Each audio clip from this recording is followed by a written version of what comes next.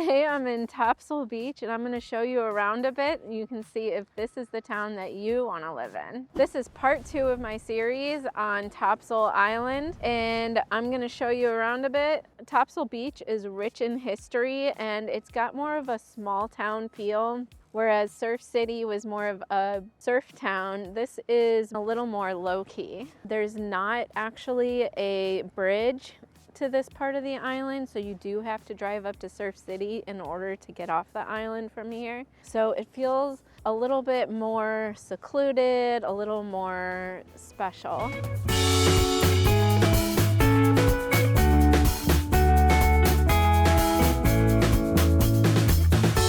Behind me is the Missile Assembly Building that was built during World War II. It was used for Project Bumblebee, which we talked a little bit about in the Surf City video, but now it's a museum. So the museum has exhibits that detail the history of the island long before it became a tourist destination. The Missiles and More Museum is actually celebrating the 30th anniversary or birthday, and it's a really great place to visit if you're a history buff and want to learn more while you're visiting the island. Okay, now I'm at the Jolly Roger Pier, which got its name as a nod to the island's history with pirates. As you know from my last video about the island, pirates, including the infamous Blackbeard, used to take their ships behind the island and hide, and all you could see was the top of their sails, hence the name Topsail. If you want to go out on the pier, it's only $2 if you're a spectator, but if you want to fish, you do have to pay $16. And apparently they don't allow shark fishing. Another fun place to visit here in Topsail is the Pirates Turf Mini Golf, and they also sell ice cream that my daughter loves. There's miniature golf, there's an arcade, and they sell ice cream. So this is a really fun place to visit, and you can just go right across the street to the ocean and eat your ice cream. Godwin's Market is pretty much the only market that you can go to down here in Topsail. It has all your essentials, but of course you're gonna have to go off island if you want to get like the big box store kind of grocery shopping. It used to be a gas station and then it closed for several years and then they opened up as a bodega. Serenity Point is the southernmost point of the island and it is where the Sound meets the ocean. So a lot of people like to swim right here in the Sound, which is really fun. But if you go too far south to the point where they collide, it is very, very dangerous. So do not swim there. The riptides are insane. A really cool thing about this area is just like last year, there was a group of people trying to build on the point and all of the residents came together. They raised millions of dollars and they saved the point. So nobody is going to be building down here. So something that's really cool that happened to me was one day I was walking down here and I went around the point and I walked up the beach and I came across a turtle nest and there were some people sitting around it and I was just being nosy and I stopped to see what was going on. I was new to the area and it turned out that they were waiting for the nest to hatch and they call that a boil. And what happens is that they all are under the ground and then it starts to kind of ripple in the sand and then they all just kind of come out in a boil.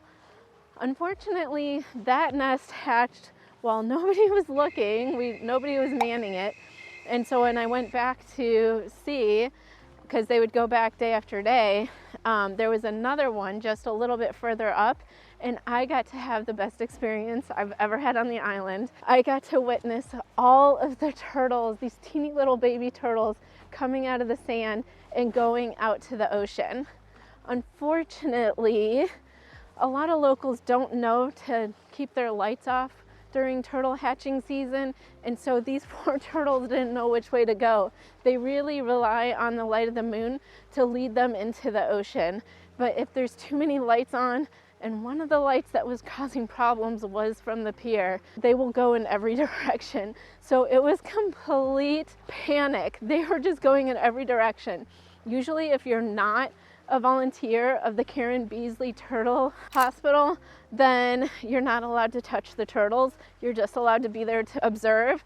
But in this particular situation, they were just going everywhere and there wasn't enough of us. So I got to like herd them to the ocean, and I even got to hold a couple because they just would not go to the ocean. But it was such an amazing experience. If you ever have the opportunity, if you ever see people sitting around a taped off area on the island, you can know to go and sit with them, and you get to maybe experience this amazing phenomena. Another thing they do is the next day they will go back and they will dig up all the shells to see how many were actually in there. Topsail Island homes are a little more exclusive. Houses do not go for sale very often, and when they do, the price point averages at about $1.2 million.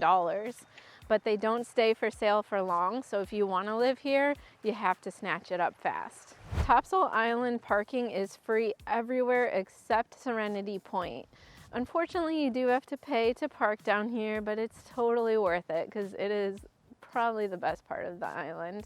Another cool thing about Topsail Beach is that the beaches are more vast. Like, you get way more beach space in front of your property than you do anywhere else on the island. Is Topsail Beach the place for you?